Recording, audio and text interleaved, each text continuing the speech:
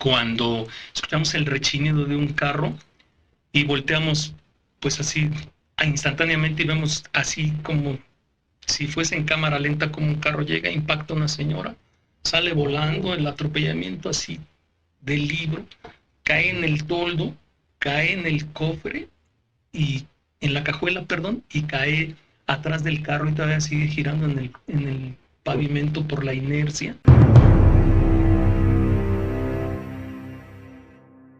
Había una señora como de unos 60 años que había quedado aplastada por el vagón, no completamente, sino como de la cadera hacia abajo, pero todavía tenía así junto a ella su bolsa con varios juguetes que llevaba y tú piensas, pues los llevaba para sus nietos. Claro. Me amarran una cuerda a la cintura y voy pecho tierra y en otras puedo como gatear un poco y cuando alumbro con la lámpara que me habían dado, se veían muchísimos cuerpos de niños. Primero no sabíamos qué tipo de lesiones. Decían, está ahí adentro. Lo metieron ahí y era una casa así de departamentos. Entonces entramos y se oían llantos y todo.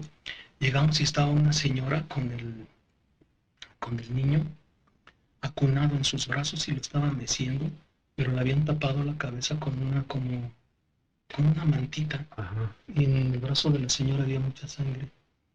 Entonces le digo, señora, soy el doctor Eloy García de la ambulancia, permítame revisar. No, cállese, dices que está dormidito, me iban a despertar. Y seguía meciéndolo. Entonces yo levanté un poco así el trapo que lo estaba cubriendo, pues tenía la cabeza deshecha por...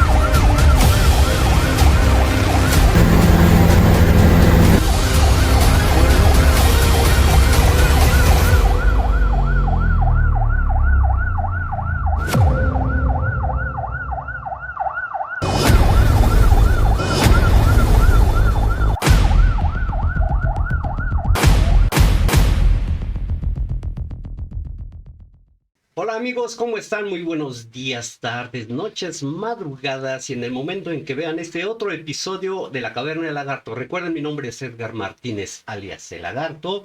Y bueno, vamos a tener un episodio bastante interesante, importante, de los relatos que tenemos ahora con un médico que nos está visitando el día de hoy, que es el doctor Eloy García Mondragón.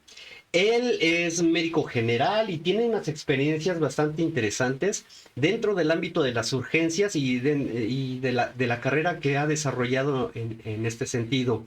Él también ha estado en ambulancias, a bordo de ambulancias, y bueno, eso es lo que nos va a comentar. También quisiera tener la oportunidad de mencionar el lamentable fallecimiento de un compañero, un colega de Cruz Roja que lamentablemente se nos adelantó. Y bueno, esa información la daremos más adelante. Platíquenos cómo fue su desarrollo en el ámbito de tanto de médico como de las urgencias. Gracias por la invitación.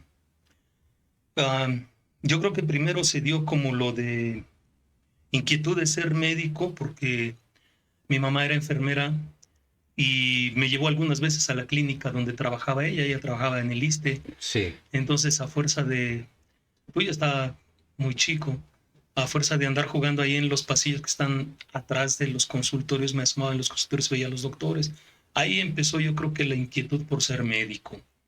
Pero lo de prehospitalario, yo creo que se da ya en la secundaria, por un hecho desafortunado. Nosotros, bueno, yo iba a la secundaria número 90 de la colonia Moctezuma. En el turno de la tarde salíamos ya como a las 8 de la noche más o menos, íbamos todos, varios compañeros de secundaria caminando por una avenida principal. Sí. cuando escuchamos el rechinido de un carro y volteamos pues así instantáneamente y vemos así como si fuese en cámara lenta como un carro llega, impacta a una señora, sale volando, el atropellamiento así del libro, cae en el toldo, cae en el cofre y en la cajuela, perdón, y cae atrás del carro y todavía sigue girando en el pavimento por la inercia. Claro. Entonces, pues todos, no, todos fuimos rápido a ver. La señora se estaba quejando mucho. Se le veían pues diferentes lesiones que en ese momento no tenía ni idea. Pero alguien de ahí, del buen samaritano, dice porque quedó en medio, exactamente en medio, y los carros y todo. Vamos a llevarla hasta la banqueta. Y ahí agarramos, yo le agarré un brazo, soy culpable, otro brazo, una pierna, y la llevamos cargando hasta la banqueta. Llega la ambulancia de la Cruz Roja y se baja el socorrista y pregunta, ¿quién la movió? Yo sentí así como que, como un escalofrío, me sacó mucho de onda eso, pero a la vez me dio la inquietud de saber por qué no se tenían que mover las personas que habían sufrido un accidente, siguió todo esto. Y empecé ya mucho después como voluntario, se dio la oportunidad de entrar como voluntario en un grupo de rescate de la Comisión Nacional de Emergencias. Sí. Tiene ahí como unos 17 años más o menos. Un compañero de mi hermano de la escuela era voluntario ahí también y me invitó a mí más bien a ir un día, un sábado fui, pues me encantó así tremendamente eso y empecé ahí, o sea, desde ese momento así hay servicios como que te quedan marcado, te dejan marcado. Claro. Como que el primero así que tú cubres en una ambulancia, y de hecho no eran ambulancias así como ahora, ¿no? Eran camionetas adaptadas, realmente con torretitas y por banda civil era que se tenían los servicios. Me acuerdo que ese servicio en particular, el primero, sí. Fuimos hasta a la salida a Puebla por Río Frío antes, yo creo por ahí, pero había un tren, me acuerdo que era un tren. Okay. Y habían reportado que ese tren de pasajeros se había descarrilado por la frecuencia de CB, Canal 90. Claro. Salió y que iban varias ambulancias. Y no, pues en ese entonces así, esas fiebres, como fiebres puerperales que en ese entonces. Nos fuimos así, pues nos importó. Nosotros estábamos parados en Ermita, en Churubusco y La Viga, y desde ahí nos fuimos, pues era al fin la madrugada, casi no había tráfico. Llegamos y me acuerdo que ese servicio en particular era de 5 de enero para 6. Entonces llegamos hasta el lugar, ya no había lesionados que trasladar, solo había cadáveres, pero ya estaban los vehículos del ejército y ya no había cómo pudiéramos salir fácilmente. Decidimos quedarnos ahí en lo que se empezaba a mover otra vez todos los vehículos que habían acudido a la emergencia. Había una señora como de unos 60 años que había quedado aplastada por el vagón, no completamente, sino como de la cadera hacia abajo, pero todavía tenía así junto a ella su bolsa con varios juguetes que llevaba y tú piensas, pues los llevaba para sus nietos, claro. Porque ya se veía grande como para que tuviera hijos chiquitos, no sé. Sí. Yo deduje que era para nietos y estaban ahí regados los juguetes y eso le da así un toque como muy dramático. He de decirte que en esa madrugada bajó muchísimo la temperatura y se les formaba hielo en los labios a los muertos, una escarcha. Entonces así como que me marcó tremendamente. Así fue el primer servicio al que yo acudí. Wow. Sí. Recapitulando dentro de las emergencias trágicas, ¿le tocó el terremoto del 85? Sí, ahí mismo en ese grupo. Ok. ¿Nos puede platicar qué le tocó en ese entonces?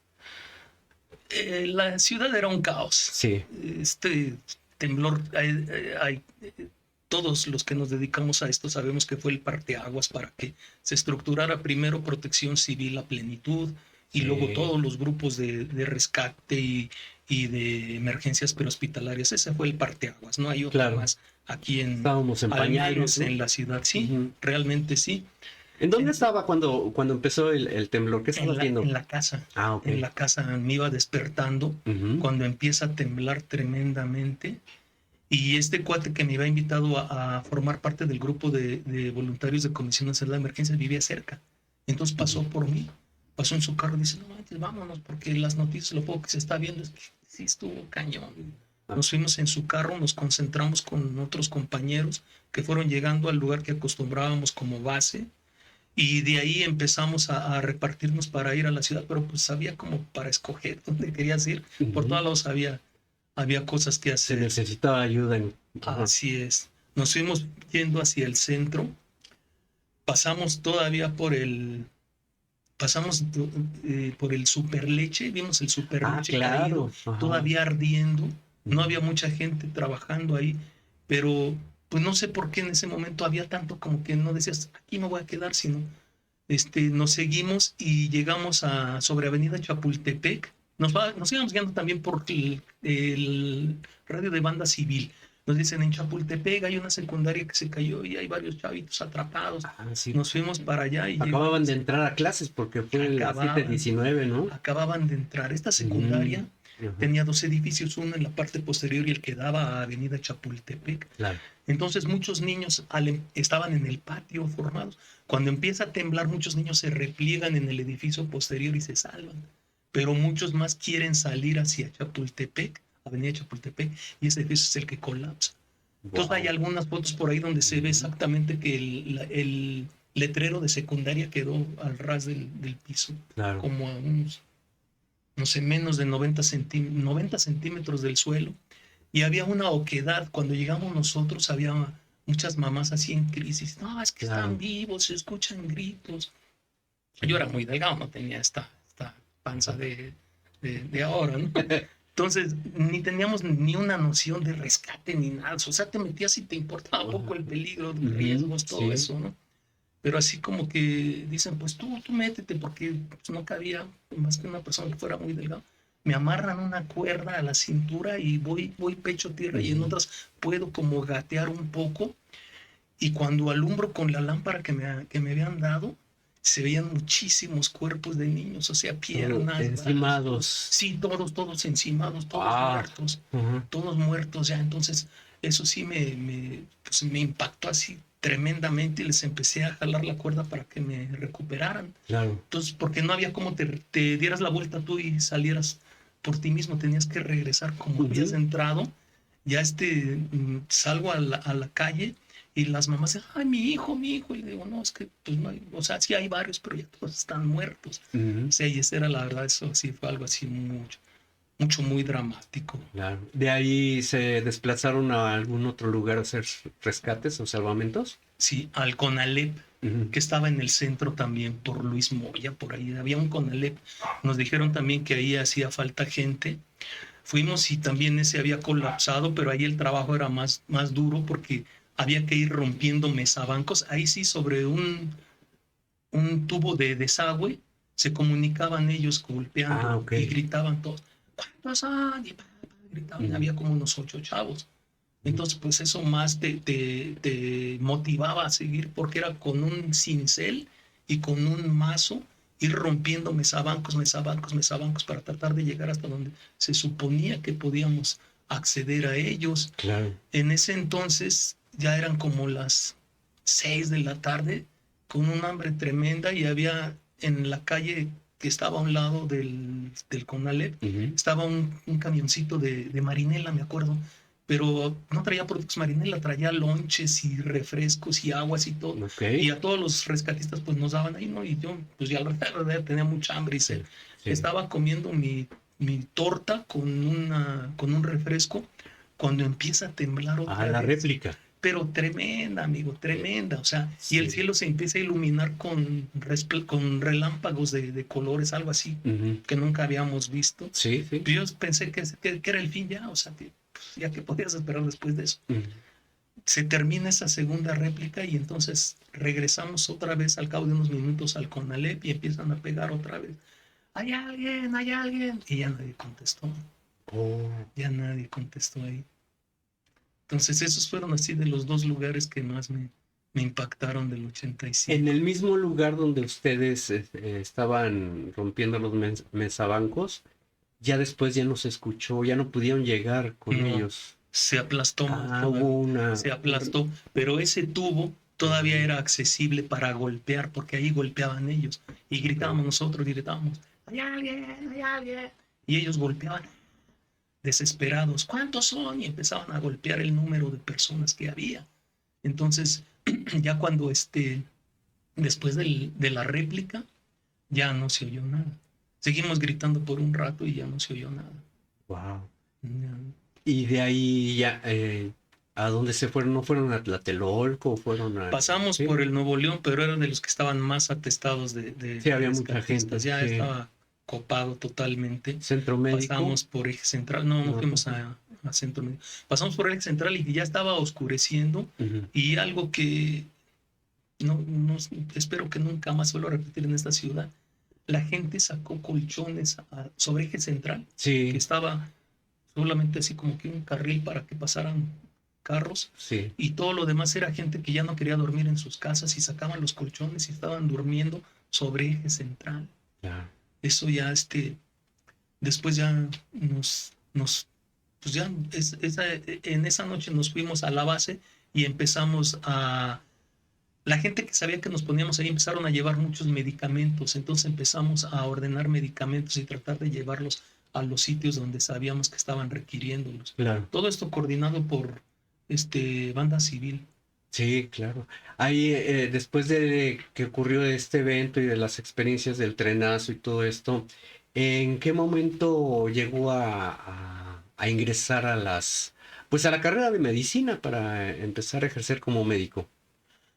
Yo ya ingreso a la carrera de medicina en el 86. En el 86 empiezo a estudiar la carrera Ok. en la UNAM, en Facultad de Medicina. Ujú. Ahí ya empiezo, entonces ya cuando estás en la carrera pues ya no tienes mucho tiempo para esto, Claro. para estar Sí, como demanda mucho voluntario y todo. estudio, Sí, muchas cosas. sí, ya te quitaba mucho tiempo. Como quiera yo conocí a algunas personas que unas trabajaban y otras estaban como voluntarios en la Unidad de Rescate del Estado de México, UREM. UREM. Pertenecía a la Policía Estatal, ya desapareció ahora, Sí. se convirtió en Protección Civil Estatal. Ujú. Entonces me invitaron a ser voluntario y no, pues yo encantado, que iba los sábados y me daba mis tiempos para poder ir y de esas guardias así, de un rescate así surrealista. Yo creo que Ujú. es difícil que puedas tener algo así. Sobre Ciudad Neza hasta el fondo Claro. hay una avenida que se llama Bordo de Suchiaca. Exacto. Y de ahí seguían tiraderos y luego parte de un lago o laguna, que no sé si es tributaria o es parte del lago Nabor Carrillo o de Texcoco, toda esa zona. Es lacustre y pantanosa. Pero por en medio iba un tren de pasajeros. Sí. Entonces un domingo en la mañana, temprano, como a las 6 de la mañana, piden la ambulancia porque había una persona atropellada por el tren. Y llegamos exactamente a Bordo Suchiaca y hacía la distancia como a, no sé, 70 metros. 100 tal vez se veía el tren y se veía la gente haciéndonos señas porque se quedó ahí parado el tren ya después de que atropelló a esta persona. Sí. Pues, pero, ¿y cómo pasamos? No había cómo, no nos dábamos una idea cómo. Entonces, había una patrulla, estaba más o menos cerca, en la avenida Carmelo Pérez, y ahí las vías del tren ya llegaban a tierra firme, por llamarlo de alguna forma. Lo que hizo el maquinista de este tren es algo así que no se le hubiera ocurrido a alguien fácilmente. Se desengancha de todo el tren y llega con la máquina hasta Carmelo Pérez, nos recoge a nosotros con la camilla y el botiquín y nos lleva otra vez hasta donde está el tren. Entonces el tren era de pasajeros y cuando llegamos donde estaba esta persona, estaba un declive de las vías y luego ya empezaba el lago y la zona pantanosa y ahí se había resbalado un poco el cuerpo y todavía estaba vivo, se estaba quejando y Claro. estaba toda la gente apiñonada en las ventanillas del tren viendo, morboseando. Nosotros llegamos, híjole, pues sí era medio riesgoso ahí bajamos con cuidado y a la hora que ponemos la camilla para voltear a esta persona y que cayera ya encima de la camilla, tenía el golpe que había recibido, yo creo que en la caída con las vías o los durmientes, tenía toda esta parte de la cara volada y este ojo cuando le dimos la vuelta, ¡pum!, salió de la órbita y toda la gente, o sea, también toda la gente, gritaron todos los del tren y se apartaron, ¿no? Ya no siguieron bien. Nosotros, no, pues hay que subirlo y bien grave y medio le hicimos vendaje ahí para cohibir la hemorragia que tenía de cráneo. Iba en muy malas condiciones, Sí, supongo. polifracturado. Sí, sí. Y entonces otra vez lo subimos a la máquina y otra vez se va en la máquina hasta Carmelo Pérez a dejarnos con la ambulancia y ya de ahí nos lo llevamos a urgencias de la villa. A Urgencias Villa, sí, Sí, claro. que era lo que nos quedaba más directo para salir de ahí. Pues quién sabe por qué lo hayan atropellado, si se quiso cruzar las vías o... No, yo creo bueno. que era polizón, Ah, yo creo más bien. un malandro. Ujú. No había Ok. cómo, perdón, no había cómo cruzar por ahí. Ujú. Es pantano, laguna, Sí, claro. no hay cómo. Wow. Ya terminando la carrera de medicina e ingresando a pues a lo mejor a las prácticas también en hospital, pues ¿qué atenciones le llegó a tocar que le hayan llegado a marcar? Ya terminando la carrera, yo ya había terminado la carrera. En la época de estudiante o de internado y de servicio social, no recuerdo algo así muy relevante, ¿no? Mm. Lo ordinario de esto. ¿El servicio social lo hizo aquí en la Ciudad de No, México? No. no, en un pueblito de aquí que está entre Tepeji del Río y Tula, Hidalgo. Se llama San Ildefonso. Ahí hice yo mi servicio social. Antes de que se me vaya a pasar, porque luego se me olvida, en los pueblitos hay muchas leyendas y muchos mitos así medio extraños, sobrenaturales o paranormales. ¿Le llegaron a comentar algo de esta parte?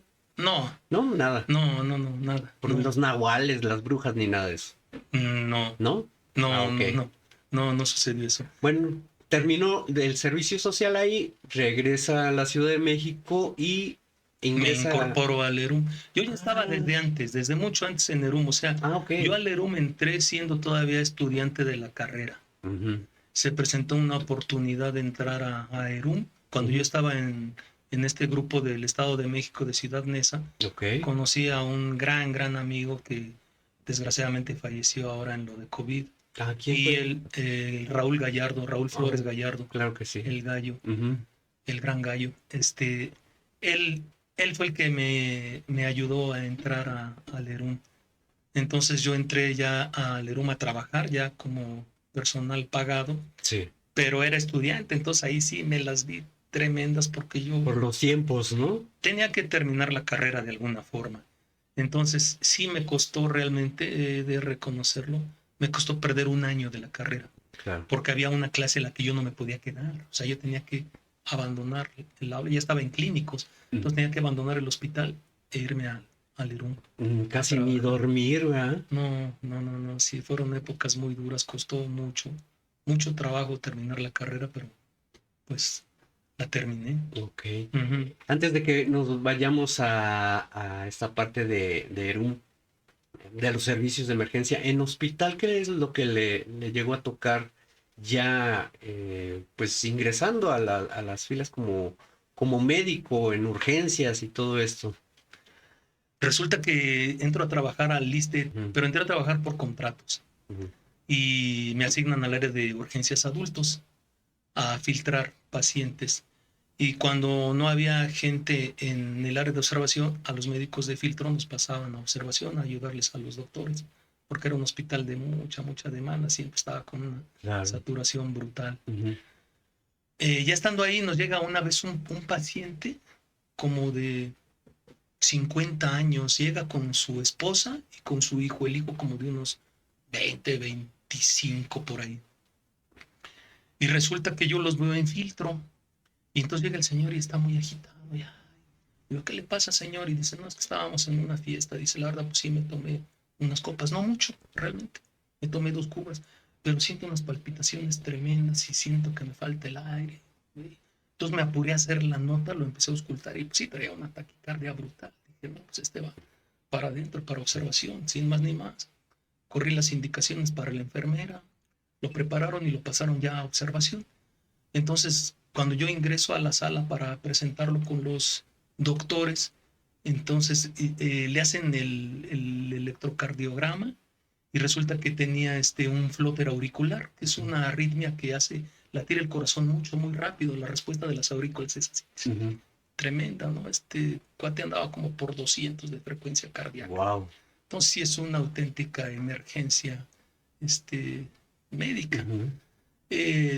Le pedí apoyo yo al doctor de terapia intensiva y llegó ya conmigo y para decidir si lo si se le hacía cardioversión o todo, dice el doctor no, hay que hacerle una cardioversión, pero con medicamentos. Y le empezó a pasar medicamentos y efectivamente empezó a pasar la taquicardia, a casi Disminuir. volver a Ujú. disminuir y a volver casi a ritmo normal. Y en eso, ¡pum! Y que se va a sistolia. En la sistolia, híjole, empezar a dar maniobras de reanimación. Empezamos a dar reanimación, se intubó el paciente, se le hizo todo el protocolo, estuvimos como unos 20 minutos, un poco más de 20 minutos de reanimación y pues no, ya lo declaramos refractario a maniobras. Ujú. Y entonces salir y avisarle a la esposa y al hijo que me correspondía a mí porque yo tenía que hacer el certificado de defunción. Claro. Entonces, camino hacia la oficina de asistentes de la dirección donde te entregaban el certificado, me encuentro a la mamá y le digo, ¿cómo está? ¿Cómo está? Le digo, ¿sabe qué? Es que estas arritmias, como le comenté en el consultorio, que estas arritmias son graves y desafortunadamente, pues, esta arritmia se agravó y pues ya falleció. Ay, no, y el drama, ¿no? Que se vive con que les notificas que falleció su familiar. Ujú. Entonces le digo, mira, nada más permítame ir por el certificado, voy a requerir de unos datos. Cuando yo regreso ya con el certificado, ya la esposa está llamando a los familiares, no, es que ya falleció, se escuchaba que decía, y el hijo dice, no, yo le doy los datos. Y entra conmigo a la oficina de médicos y empezamos a dar el certificado de defunción. Cuando en eso llega la enfermera con unos ojos así como de plato y dice, doctor, ¿puede venir tantito? Ujú. Sí, yo pensé que era otro paciente que se había puesto mal. Y voy al cubículo donde estaba este paciente. Ujú. Ya lo habían extubado y le estaban amortajando para bajarlo a patología, para llevarlo a patología. Sí. Cuando lo vio y está roncando porque ya había vuelto a ventilación espontánea. O sea, había revivido. Ok. Estaba bien. Y seguía noqueado porque para intubarlo pues se le tuvo que pasar Exacto. propofol, midazolam, becuronio. Ujú. Entonces todo eso lo mantenía inconsciente pero vivo. Claro, tenía autonomía respiratoria, ¿no? Ya. El cuate, que el camillero estaba pegado a la pared viéndolo y todos estaban así como que no daban crédito a esto. O sea, porque ya estaba documentado muerto y regresó otra vez. Y entonces, pues cómo sales y les dices que no se murió, Que siempre no. que siempre no. Y Pues ya salir y avisar a los familiares, ¿sabe qué? No tengo ni idea cómo sucedió, pero ya tiene ritmo cardíaco otra vez. Está grave, pero ya tiene ritmo cardíaco. Se va a pasar a terapia intensiva, pues intubarlo otra vez. claro. Se fue a terapia intensiva, pero falleció. Duró como unos 3 días en terapia y al final pues sí falleció. Pero es algo así como que ¿cómo es posible? Documentado, Ajá. documentado que estaba muerto, no había más. Habrá sido Documentado. como una especie de catalepsia. No, Ujú. no. Porque no había Yo, fibrilación, estaba en asistolia. asistolia de De- Flotter, o empezó a bradicardia, ¿no? no, nunca Ah, llegó a bradicardia. Flotter pasó como a ok. taquicardia supraventricular, Ujú. como un ritmo así aberrante, Ujú. algo. Y de ahí hizo asistolia, hizo parada. Oh, Así está, fue. está, está muy, muy, muy extraño. Ese hospital ese hospital Es del que la ISSSTE, zona es conflictiva, pero ese ¿verdad? hospital del Alrededor. ISSSTE Ujú. no es trauma, no es eminentemente trauma, es un Ujú. hospital general, no llegaba mucho trauma. No Ok. llegaba mucho trauma, entonces pues más llegaban así como pacientes con emergencias de descompensación de enfermedades crónicas, cosas así, pero, o sea, trauma como tal, no. No. O sea, vives una parte así como que en hospital, te das cuenta, por ejemplo, ahí en ese hospital en particular, el equipo de urgencias, enfermeras y médicos eran de mucha calidad humana, hay Ujú. que reconocerlo, porque por otro lado te das cuenta que a veces no se tiene esa misma calidad humana. A mí me tocó algo así muy gacho, muy lamentable. Salíamos a las 2 de la tarde y íbamos de regreso sobre Insurgentes Sur. Íbamos a llegar a Viaducto y dimos la vuelta antes para ir hacia Nuevo León y Viaducto y pues claro. buscarle para ir a llegar ya a la base del Lerún. Cuando damos la vuelta y llegamos a Nuevo León, la gente acababan de atropellar a un chavo. O sea, un camión de esos grandes de doble rodada atrás dio la vuelta muy cerrada, yo creo, y se lo llevó al chavo. El chavo traía su gafete era lo que les llamamos aquí en la ciudad Godín, ¿no? Un trabajador de oficina de por ahí. Pero el camión le pasó encima de toda la pelvis y pues sí lo fracturó terriblemente, tenía destrozada todo. Estaba inconsciente el chavo, chocado, realmente no nos pudo brindar datos ni nada. Y nosotros pues ni íbamos a ese servicio, pero pues lo levantamos, lo empezamos a atender y nos lo llevamos a Joco. Llegas en este tipo de servicios en los que es el inter de turno matutino con turno vespertino. Y desgraciadamente en muchas instituciones de gobierno, mucha gente llega a formarse el reloj checador hasta 10 minutos antes, porque pues esa gente que no se compromete con su profesión y con su trabajo, que no tiene empatía por la gente, porque estás en urgencias. Entonces esa gente como que quiere pasar la guardia lo más tranquilo posible, como que quiere que no pasen muchas cosas. Entonces lo que sucede es que llegamos al hospital y cuando vamos llegando, pero nosotros vamos directo al cubículo de choque, vamos llegando y estaba el doctor, el adscrito, me acuerdo, decía, espérense a ver qué tal, es que lo atropelló un camión, trae deshecha la pelvis, está multifractura, no, ya viene muerto. ¿Cómo va a venir muerto? No diga. No viene muerto. Se acerca el doctor y fíjate lo que dice. Bueno, vamos a darle un chance, a ver si la libra. Y lo pasa al cubículo, llama a las enfermeras y todos lo empiezan a atender al chavo. Yo creo que lo que pensaban, si lo intubaban o todo, el chavo fallece. Y yo salí pensando así como que, desgraciadamente, en este programa no se pueden decir las cosas que yo pensé de este médico, porque no se vale, no eres Dios como para que tú le des un chance, como que tú le des un chance a alguien. Porque si fuera su hijo, no sé si decidiría darle un chance o irse a checar su salida. Exacto. No tengo idea qué hubiera decidido él en ese entonces, qué hubiera elegido. No, es gente sí es tremendo. Eso sí, muchas de las ocasiones llegó a suceder en Nerún, que te encontrabas con gente así de esa calaña, ¿no? Claro, y ya tocando ese tema de las ambulancias en Nerún, ¿qué servicios nos puede llegar a comentar de? Es que como ya se jubiló, pues todo lo que ha de haber visto y todo lo que ha de haber atendido en su momento, entonces... Hubo un servicio en la colonia Federal, en la mañana temprano. Por el aeropuerto, ¿no? Por el aeropuerto nos reportaron un atropellado. Entonces, las calles que nos daban no son calles donde precisamente el tráfico sea intenso o sea de velocidad. Pero llegamos y era un camión de refrescos que había atropellado a un niño chiquito. Se salió con un niño como de 5 años, yo creo. Yo creo que salió de su casa corriendo, se atravesó, el camión iba pasando, pues ya ni cómo frenar. Lo atropelló. Entonces, desde que llegamos, pues ya había un ambiente así tremendo, porque la gente quería pues linchar a estos cuates del camión de refrescos. Y nosotros pues buscando al lesionado. Primero no sabíamos qué tipo de lesionado. Decían, está ahí adentro. Lo metieron ahí y era una casa así de departamentos. Entonces entramos y se oían llantos y todo. Llegamos y estaba una señora con el niño acunado en sus brazos y lo estaba meciendo, pero le habían tapado la cabeza con una mantita. Y en el brazo de la señora había mucha sangre. Entonces le digo, señora, soy el doctor Eloy García de la ambulancia, permítame revisar. No, cállese, dices que está dormidito, me lo van a despertar. Y seguía meciéndolo. Y entonces yo levanté un poco así el trapo que lo estaba cubriendo, pues tenía la cabeza deshecha le pasó la llanta Pero la mamá estaba en tal shock que ella seguía meciéndolo. Sí. Seguía meciéndolo y los policías, no, que ya falleció, pues reporta que ya es ZU, no vamos a reportar también nosotros que es ZU. No, pero el cuerpo, yo no se lo voy a quitar. Yo no le voy a decir, oiga señora, traiga el cuerpo porque tienen que venir los peritos a hacer un levantamiento. Yo no voy a hacer eso, no me corresponde a mí tampoco.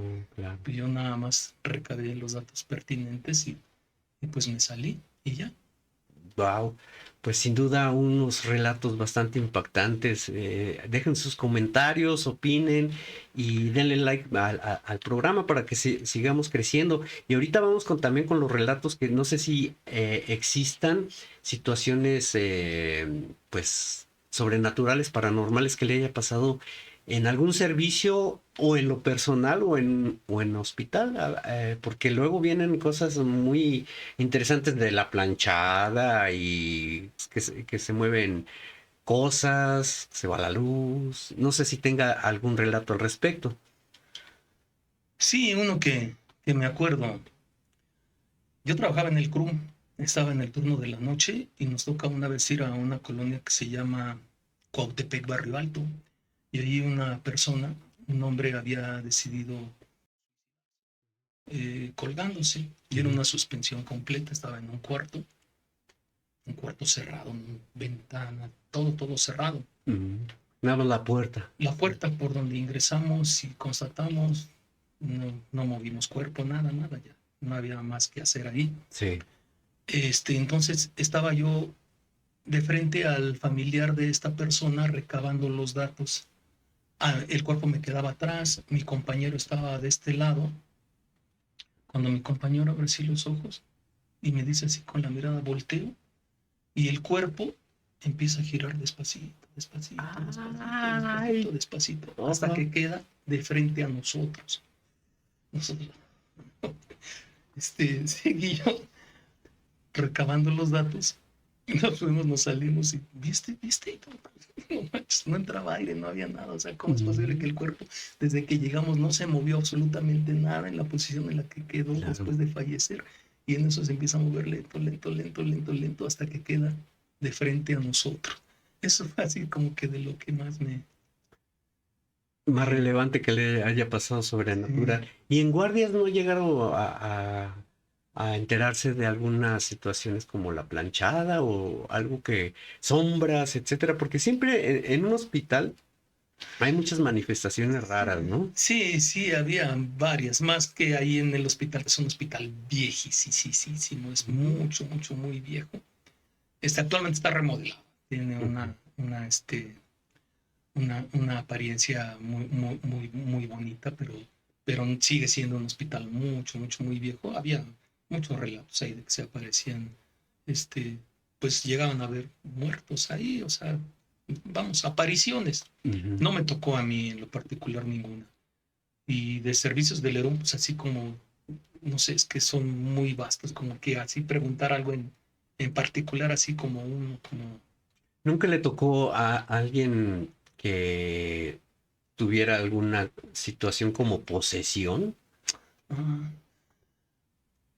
una vez llegamos al Aragón sobre es que es la vía Tapo, pero ya hacia Ciudad Lago, hacia la salida a la Peñón Texcoco. Sí. Había una chava en el camellón y desde que llegamos nosotros, no me acuerdo por qué motivo nos la habían reportado. Desde que llegamos nosotros vimos que había como unas 6 personas deteniéndolo, entre policías y civiles, y la mamá era una chava como de unos 20 años más o menos. Gritaba así bien cañón, pero su voz estaba muy enronquecida y se movía con tal fuerza, se le marcaban así los músculos del cuello, se le ingurgitaban las venas, todo, pero hacía tal esfuerzo que los movía a los 6, los movía. ¿Qué le pasó? Dice, no, pues es que así le pasa, dice la mamá, le pasa así, dice, es que, ¿sabe qué? Nosotros somos cristianos, dice, ya se le metió el demonio otra vez, dice, si quiere llévemela aquí adelante, está mi templo, el pastor, y le digo, no, yo no puedo llevarla, darle en una ambulancia a un templo, ¿no? Con todo respeto de la religión de la que se trate, para mí, desde el punto de vista médico, pues yo tengo que llevarla a un hospital, ¿no? Porque sí estaba así, cañón. Dije, pues no manches, no vamos a poder resolver esto aquí. De alguna forma nos las ingeniamos para sujetarla por fin a la camilla, nos la llevamos a urgencias de la villa.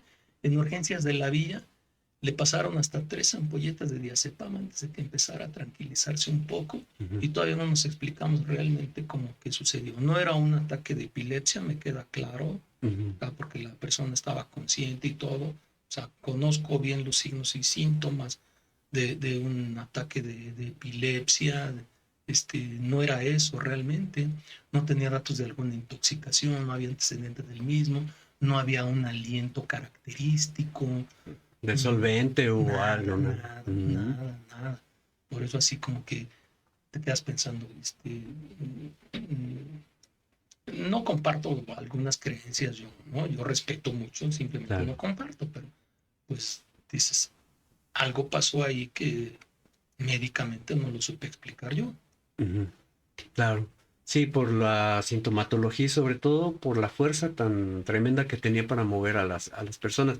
En algunos términos le llaman sansonismo, que es que tiene No lo había mucha... escuchado. Sí, así le llaman sansonismo, que tiene una fuerza extrema cuando una persona posiblemente esté poseída, que hasta levanta mucho peso cuando lo están agarrando. Movía a Y, 6 personas, exacto. brazos y piernas, y Ujú. los movía. Era algo tremendo, verlo era algo tremendo. Claro. No podían, y no creas que era una muchacha fornida, ¿no? Era una muchacha delgada. Por eso le llaman sansonismo, porque es una persona delgada con mucha fuerza. Claro, ya le dice, espérense, la van a fracturar, o sea, realmente, si están Sí, luchando contra ella, le van a ajá, fracturar un brazo. Sí, quién sabe. wow. Ajá. Pero mira, hay uno que si bien no fue en carretera, también estuvo así mucho, muy dramático. Hay un tren que cruza sobre Avenida Cuitláhuac, ya casi para llegar a México-Tacuba. Es un tren que es de carga y toda esa zona fabril la Sí. recorre. Entonces, no en esa esquina, sino un poco más hacia adentro, hay unos callejones pequeños. La colonia, no sé si es, este, no recuerdo el nombre, sería mentir, pero un callejón pequeño que daba exactamente a la vía, atropelló el tren a un hombre. Entonces llegamos como ambulancia Mm, y estaba todavía abajo del vagón, pero solo estaba la mitad del cuerpo. O sea, ya de la pelvis para arriba era lo que estaba, porque las piernas, una quedó cerca de él y otra de momento no la vimos, pero estaba vivo. ujú. Entonces de momento pues hay que subirlo a la camilla y había llegado otra ambulancia de un grupo voluntario y se bajó una chava y empezó también a meterse como abajo del vagón y todo, ¿no? Ya, sí. Entonces nosotros sacamos la parte del cuerpo con una pierna, lo subimos y había mucha gente que había salido de sus casas en ese callejoncito así muy estrecho, y estaban todos, y cuando vamos pasando nosotros con esta persona, pues que la ven ya así, partida a la mitad prácticamente, o sea, Ajá. las señoras, ¿no? De pronto viene la chava del grupo voluntario detrás, acá está la pierna, dice, y viene y las chavas, las señoras por doble, ¿no? Pues ya lo subimos, lo llevamos al hospital Rubén Leñero, pero llegando a Mm, urgencias falleció. No había cómo sobrevivir sí, a un claro. traumatismo tan intenso. Aparte la pérdida de sangre también, la pérdida Si de... bien no es ostensible el propio trauma como tal, la Claro. respuesta de tu organismo, la respuesta al trauma por tu organismo no da para sobrevivir a algo de esas Mm, características. Pero no creo que había un charcononón de sangre, no, realmente no, porque el peso de fue los tan vagones traumático. hace el corte y Como que colapsa, ¿no? de alguna forma contribuye a que no sea una hemorragia, dependiendo de la parte del cuerpo que Claro. cercene, ¿no? Espero que todo esto realmente no vaya a ser motivo de censura o algo así, porque Ujú. creo que es muy, muy explícito. Es Espero que que no. Bueno, si se lamentablemente puede evitar, editar, sí, no es que sé, lamentablemente hay palabras que que no pueden no salir se al puede, aire. ajá, no se pueden salir, pero lo vamos a editar, eso no hay problema y le ponemos un mute, pero sí, son eventos que son muy lamentables, sobre todo la capacitación que se tenía en algún tiempo era muy básica, ¿no? Sí, Los elementos y los equipos que teníamos también muy básicos, ¿no? muy, muy Ahora, rudimentarios. exacto. Y pues los primeros electrocardiógrafos eran muy grandes también. Sí, Ahorita ya sí, yo son... los primeros que llegué a ver en ambulancias de un grupo que era excelencia, ese era un grupo excelencia, admirado por todos, SOS. Mm, Ese grupo fueron de los primeros que fueron a Texas a certificarse como Yo soy del paramédicos, SOS. y realmente todo eso, Ajá. es lo máximo. El SOS es lo máximo. Habíamos traído Entonces, LifePack 5, las tipo no, 3 ya son más también. recientes. Esos, yo los conocí en Médica Móvil. En Médica Móvil traíamos LifePack 5. Traíamos inclusive el ventilador, el robotito de caja verde. No me acuerdo ahorita cómo se llama. Ah, claro, era el Mark 7, creo que era. No, Un respirador verde, sí. sí, un ventilador de bastante. Uno de esos era. Eso yo los conocí hasta Médica Móvil en los 90s. No, ahora cuando estoy platicando en esto, todavía eran parte de los 80s, finales de los 80s, y este grupo era realmente excelencia.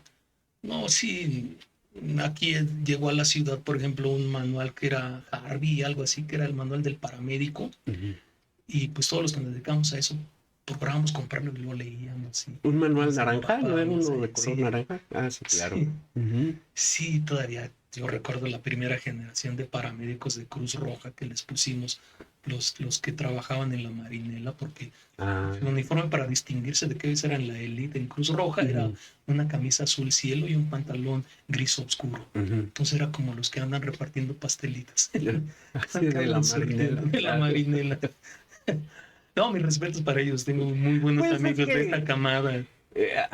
Ricardo Magallón Villaseñor, uno de ellos, el doctor Illescas. Como no, Gerardo Illescas. Gerardo Illescas, un gran amigo mío que le mando un gran saludo. Voy a ver si lo puedo invitar. Sí, ahí tengo el enlace para poderlo. Es un auténtico máster. Realmente es un muy buen amigo que por algunas cuestiones ajenas a lo prehospitalario le debo muchas cosas ahí en el hospital de Álvaro Obregón. Con un familiar, realmente es muy buena onda. Me precio de contar con su amistad y es de lo mejorcito en prehospitalario aquí, junto con el doctor Fernando Román, el creador de Rescate UNAM. Sí. Fue el que creó Rescate UNAM. Él también era de SOS. Él es contemporáneo medio de la carrera y los sábados a facultad llegaba él con su chamarra Dynamite anaranjada del SOS. Doctor Fernando Román, un abrazo grande. Sí, él fue uno de los precursores que también estuvo para este cambio, esta transformación del CRUM, ¿no? De lo que es SAMU. Sí, él hizo una iniciativa, un proyecto de certificar a los paramédicos, EMTs, ¿no? O sea, técnicos en emergencias médicas. Así es. Certificar a los técnicos en emergencias médicas. Hubo un proyecto que impulsó él ahí en CRUM, pero pues no progresa porque cuando tratas de certificar pisas muchos callos. Exacto. Es una madeja bien enredada que todavía no se ha podido resolver. No, y lamentablemente es para beneficio del paciente, del lesionado, tener gente preparada, ¿no? Pues antes con los pocos elementos que teníamos, pues hacer milagros, ¿no? Claro. Y ahora que hay más tecnología, hay más información, tenemos internet, tenemos muchos otros medios para documentarnos. Y aparte, pues también la mentalidad de estas generaciones va cambiando, ¿no? Porque hay mucho choque ideológico también. Yo no diría ideológico, yo creo que se ha corrompido y se ha prostituido. Sí, ¿verdad? El voluntariado en gran parte se ha prostituido, en gran parte se ha vuelto una auténtica ramera. Porque yo cuando en mis tiempos de voluntario era realmente voluntario, servías con empatía, con abnegación. Ahora realmente... ¿O cooperabas para la gasolina o comías, no? No es por ofender, pero hay gente que realmente en la actualidad ya hace contubernio con autoridades, con grupos, para estar lucrando. Llega al accidente primero que otros porque la patrulla se lo pasa primero. Hay que hablar la verdad. Hay que hablar la verdad. La patrulla le pasa primero el servicio antes que pasarlo a Roja o Aerón. Entonces, cuando le pasa primero el servicio, llega primero y empieza a lucrar con el dolor. Para tratar de llevarlo a un hospital donde le dan dinero. O para tratar de que llegue su funeraria y también le den dinero por vender el servicio funerario. Esa es la verdad y es algo que en lo particular a mí me irrita mucho. Me irrita demasiado porque así no era la onda, no se trata.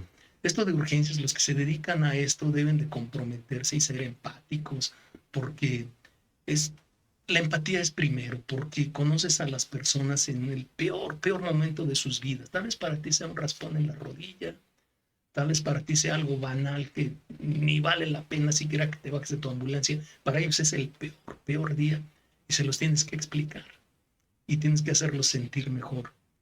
Eso es realmente para los que se dediquen a esto, porque sí está. Claro. Actualmente es una cloaca. No todo, claro, No, todo. no, Hay no. muy buenos voluntarios. Conozco gente que vale oro en Cruz Roja como voluntarios. Tengo muchos amigos en Cruz Roja que son voluntarios y siguen llevando la línea. Claro, Conozco muchos voluntarios en Nerum que siguen llevando la línea y que son lo máximo. claro. Y si sacamos a estas dos instituciones y nos vamos más allá de voluntarios como ambulancias que te llegan y no sabes ni de dónde son porque ni escudos traen, Exacto. o nombres raros así, Ajá. medios rimbombantes que de la noche a la mañana ya surgieron para andar lucrando y te quieren llevar a un hospital privado a fuerza y te quieren Exacto. vender una funeraria a fuerza.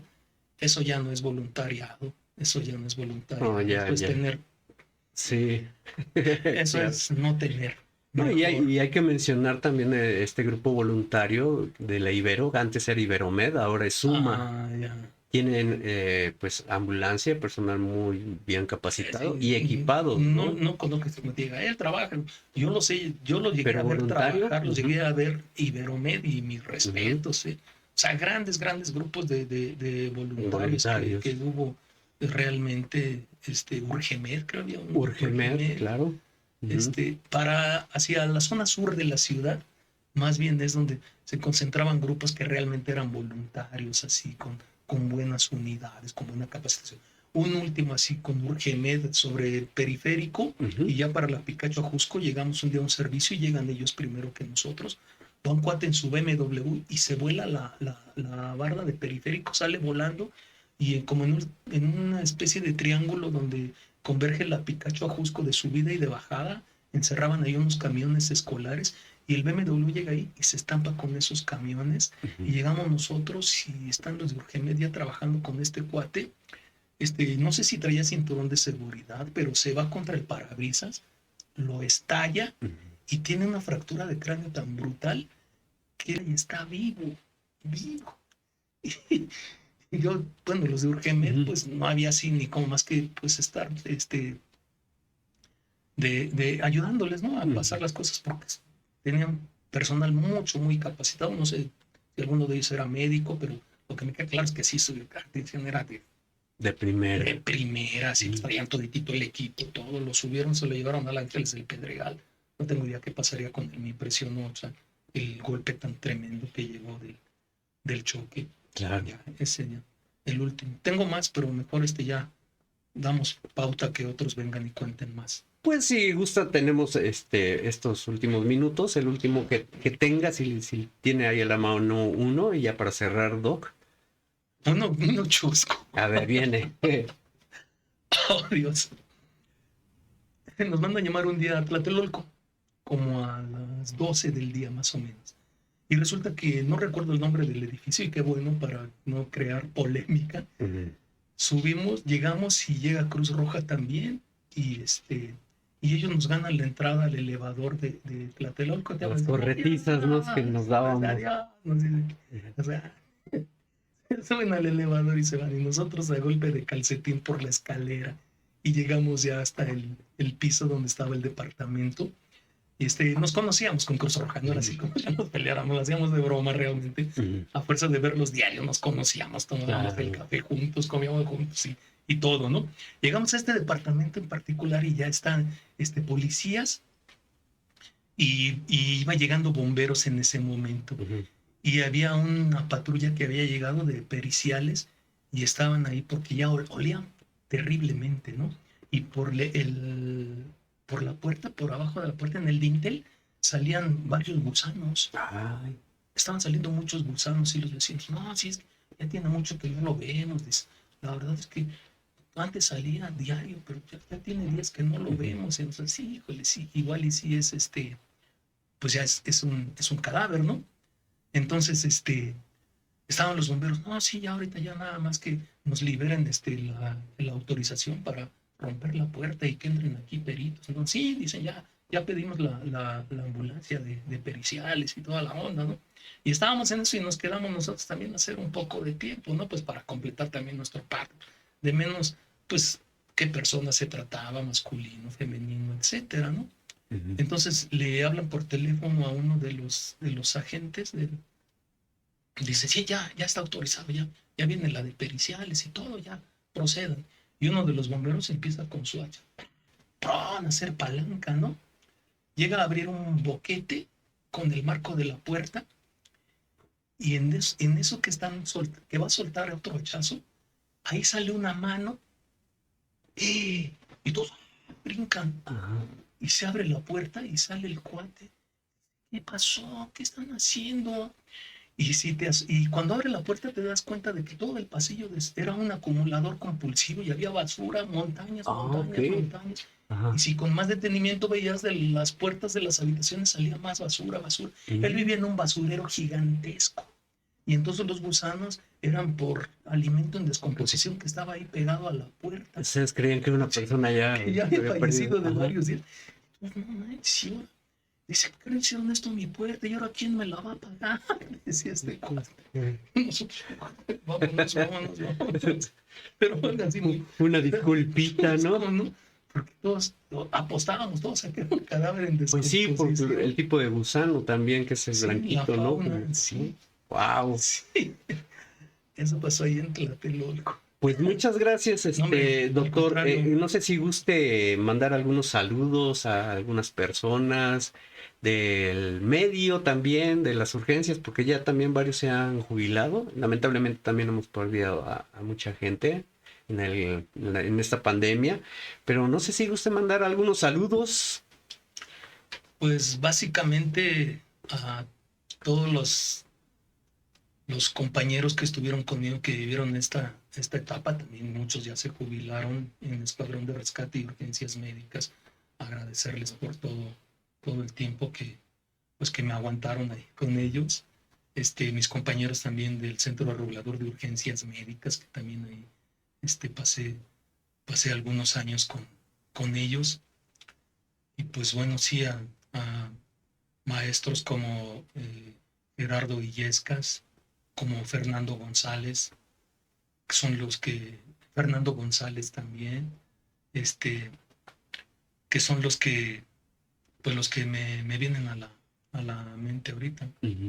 Ok, bueno, pues muchas gracias, doctor Eloy García Mondragón, médico general. Muchas gracias por darnos su experiencia, regalarnos su experiencia, sus relatos. Y bueno, amigos, espero que les haya agradado este otro episodio de la Caverna del Lagarto. Recuerden que tenemos nuestro correo, lacavernalagarto@gmail.com, y también el teléfono 56 27 58 87 67 para agendar una entrevista, una plática y amena, también pues escuchar sus relatos de servicios en vida, tanto médicos, paramédicos, enfermeros, todo aquel personal de los servicios de emergencia. Y bueno, amigos, como les había comentado al principio del programa, La Caverna del Lagarto lamenta la pérdida de nuestro amigo, compañero, colega de la Cruz Roja Mexicana, Bernardo Navarrete del Orbe, que lamentablemente en anteriores días falleció, y pues mandamos las condolencias a la familia y a todos sus deudos. Que en paz descanse. Y bueno, nosotros ya nos vamos. Nos vemos la próxima ocasión en el otro capítulo. Ahí nos estamos viendo. Muchas gracias. Cuídense mucho. Adiós.